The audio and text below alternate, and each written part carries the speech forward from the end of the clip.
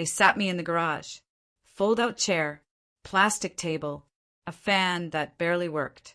At my parents' anniversary party. And when I asked my dad why, he didn't blink. It's just for extended family. Extended family. Everyone else was seated inside. Warm lighting, music, catered plates. Even my cousin Mark was there, the same cousin who once stole money from their safe. He was inside, laughing, toasting. I was in the garage, like clutter, like something they didn't want to show the guests. My name is Selena, and from wherever you're watching this video, stay with me, because sometimes the most beautiful kind of revenge is the one that's so silent it echoes. I didn't make a scene. Not right away. I sat there for 7 full minutes just looking around, at the extension cords on the wall, the old bike no one had ridden in years, the folding table with lukewarm appetizers and paper napkins. I looked down at my dress, the one I'd saved up for. Simple, elegant, black. The heels I'd borrowed from a friend just for the occasion.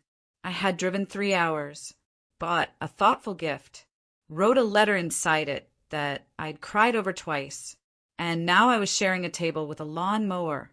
I stood up, walked inside, and scanned the room. There was Mark, telling a story about his last vacation. There was Aunt Renee, sitting at the table I should have been at. There was my mother, laughing as if she didn't know where I was. I walked to the front, right past the cake, right up to the gift table, picked up my envelope, quietly, intentionally. My father saw me, his eyebrows raised. "Selena, what are you doing?" I looked right at him, extending the respect you gave me. Then I turned, held up the envelope, and said, loud enough for the room to hear, "Extend this." I walked out the front door. No screaming, no tears, no big scene, just silence. And then I heard her, my mother, running after me in heels, calling my name, asking, "Wait, what are you doing? Don't do this." But it was already done, because that night they didn't just seat me in the garage. They told the truth, the one they'd been hinting at for years. And I finally listened, but they had no idea what I'd been preparing all along. And what happened next would strip them of the one thing they valued more than reputation: control. I was always the good one, the helper, the polite one, the one who didn't ask for much. If Mark got caught shoplifting, I was the one they sent to keep him company while he cried in the car. If my older sister threw a fit during dinner, I was the one who cleaned the table and quietly packed up leftovers while everyone pretended nothing happened. Being useful became my only currency, but being visible, that was never allowed. When I got into university on a partial scholarship, my dad barely looked up from his laptop. "That's great, but let's not brag.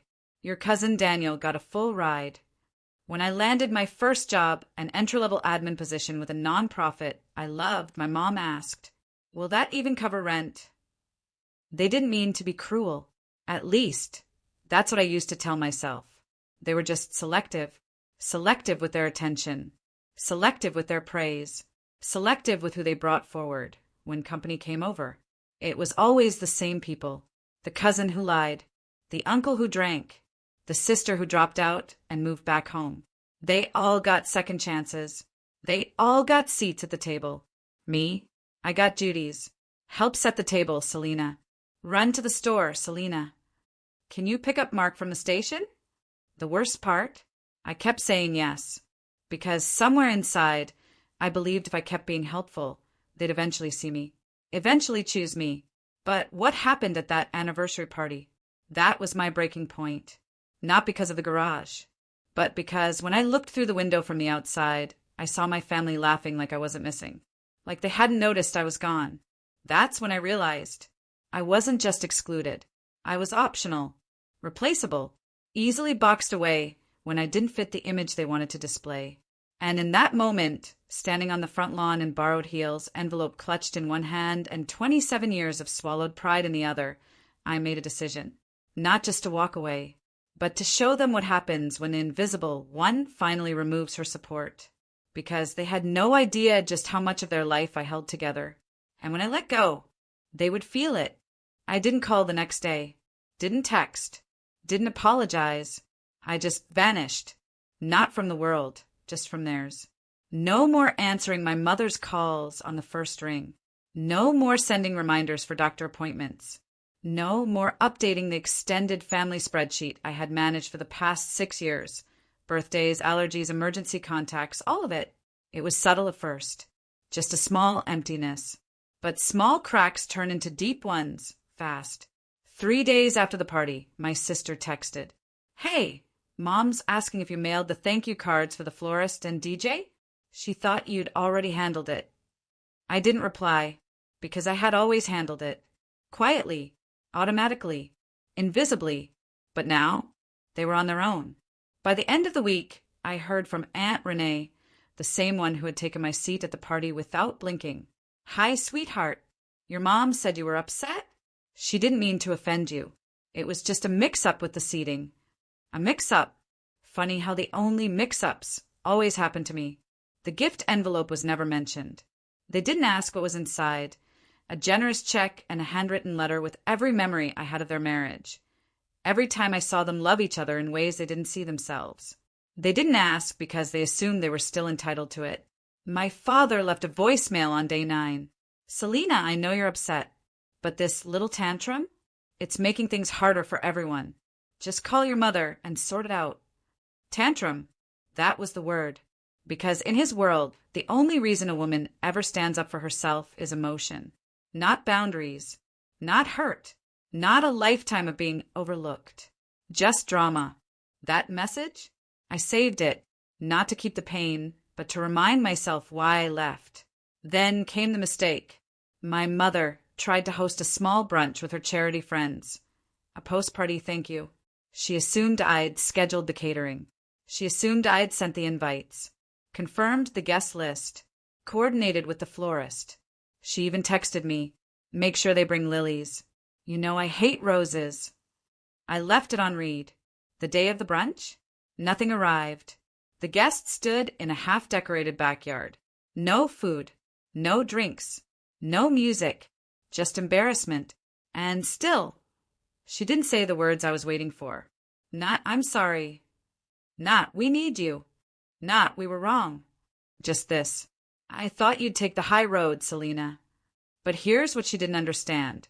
I was on the high road. I just stopped carrying their load with me. I didn't want revenge. Not the movie kind. Not the screaming, flipping tables, burn it all down kind. I wanted truth.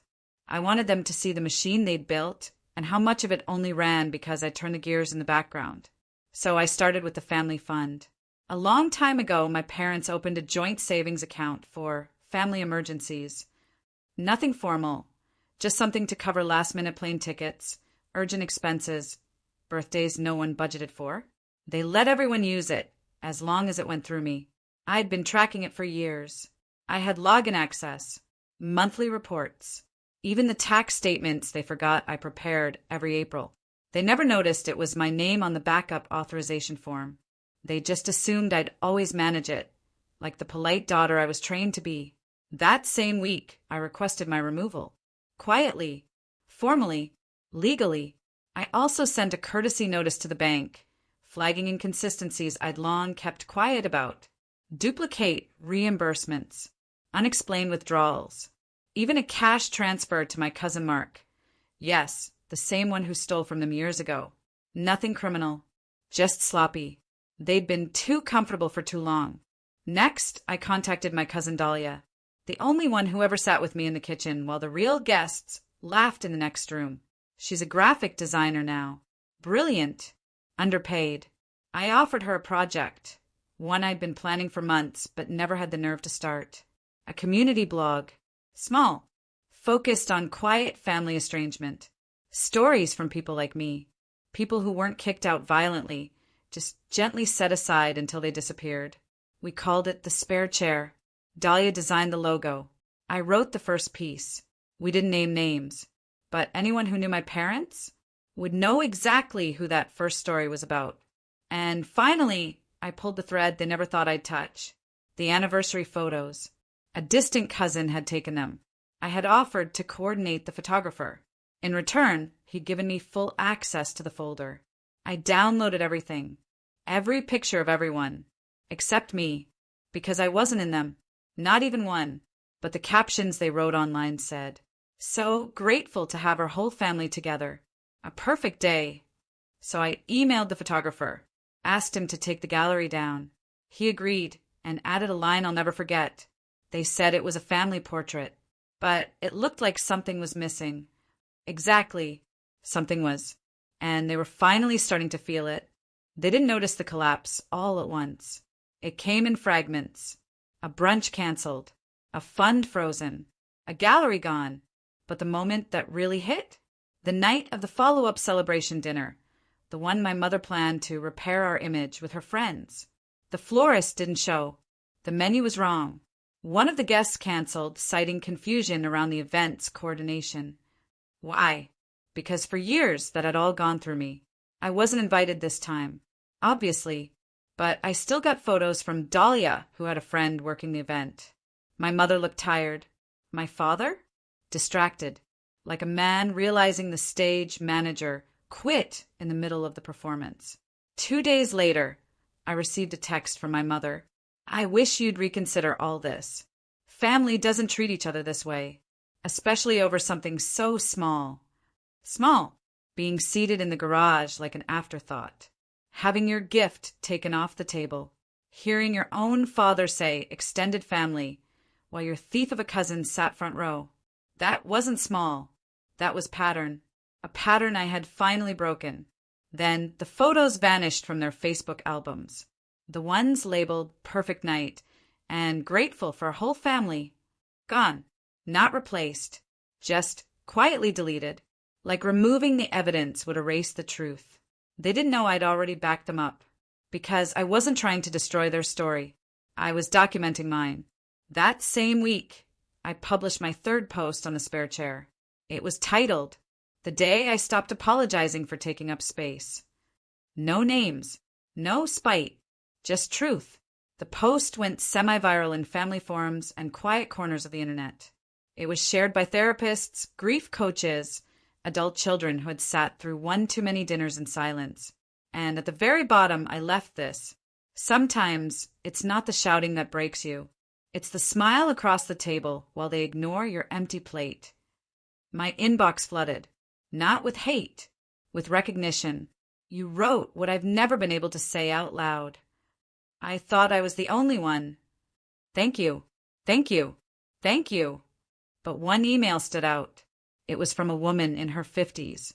They sat me next to the coat rack at my own sister's wedding. I was 7 months pregnant and nobody said a word. I wish I'd walked out like you did. I cried reading it, not because I was sad, because I wasn't alone. And when you've spent a lifetime being told to wait your turn, fade into the background, and be the bigger person, hearing me too is more powerful than any apology. Back in my parents' world, they were still trying to keep things together. But now, even their friends were asking quiet questions. Where's Selena these days? Did I hear she runs something online now? Was she not at the party? And for the first time, they had no answer, because the person they always dismissed had become the one they couldn't explain away. They always thought of me as the stable one.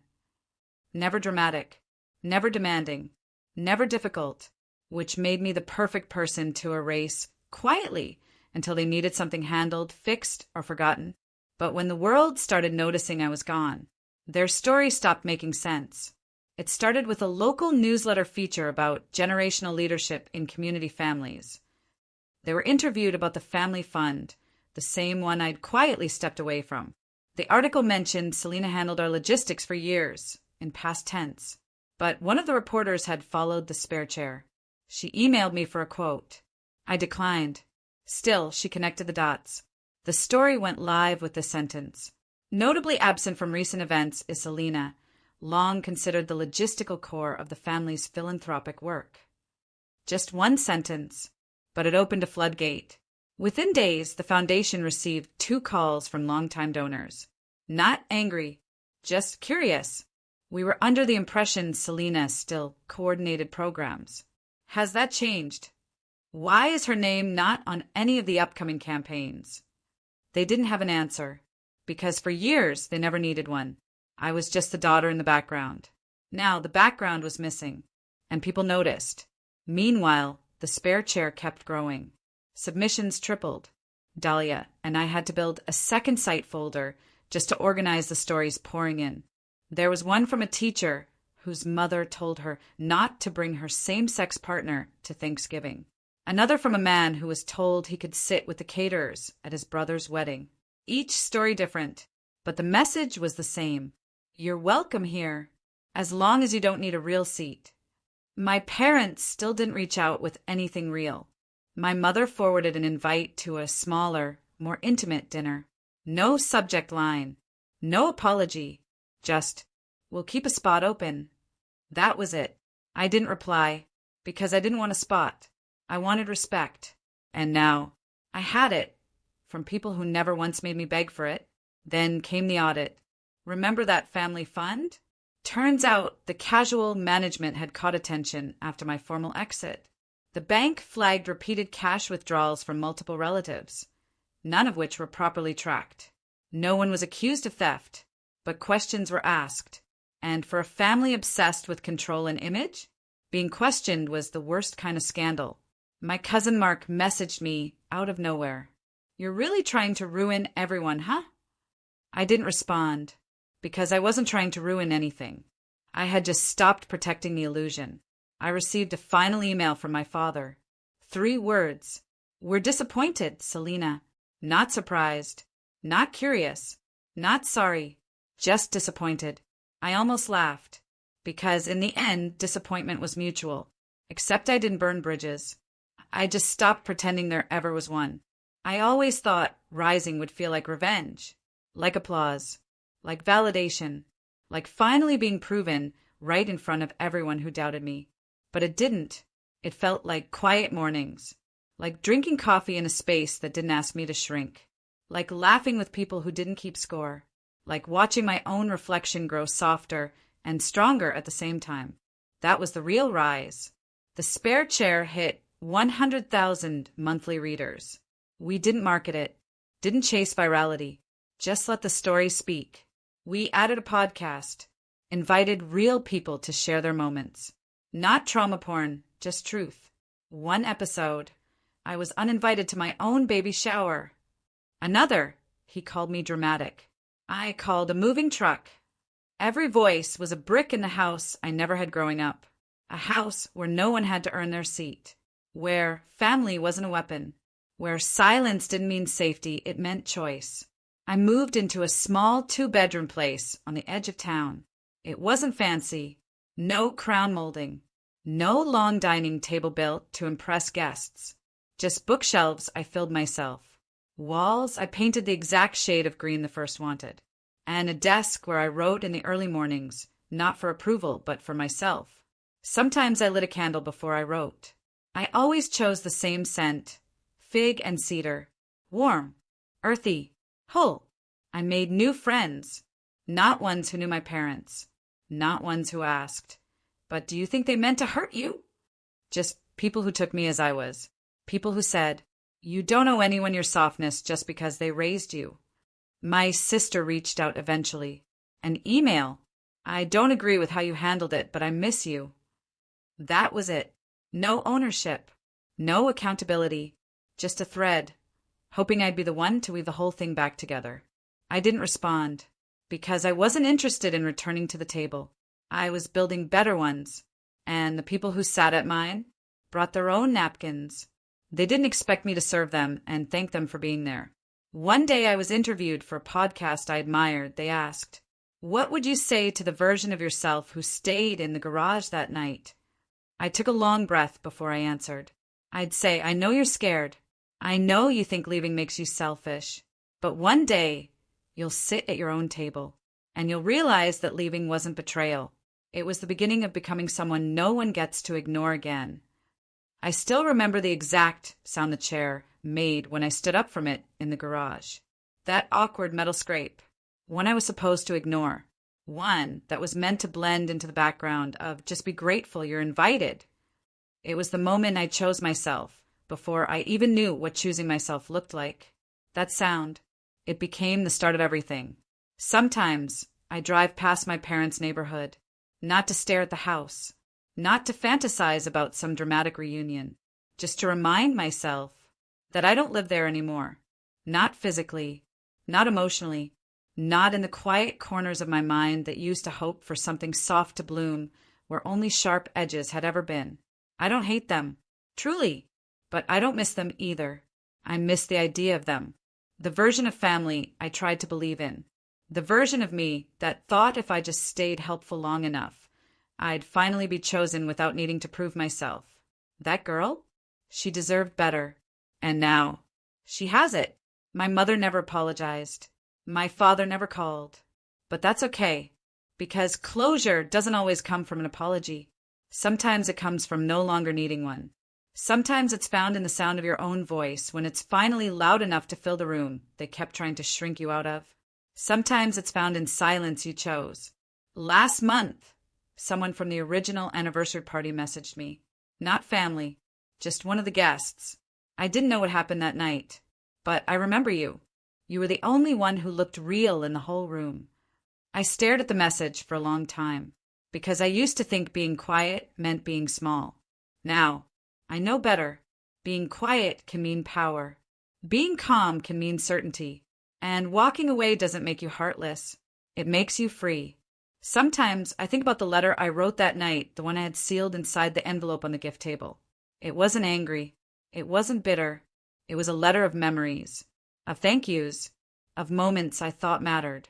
I never gave it to them, but I kept it, not to remind myself of what they lost, to remind myself of what I gave for so long without ever being asked how much it cost me. And now, I give to people who give back. I love without dimming.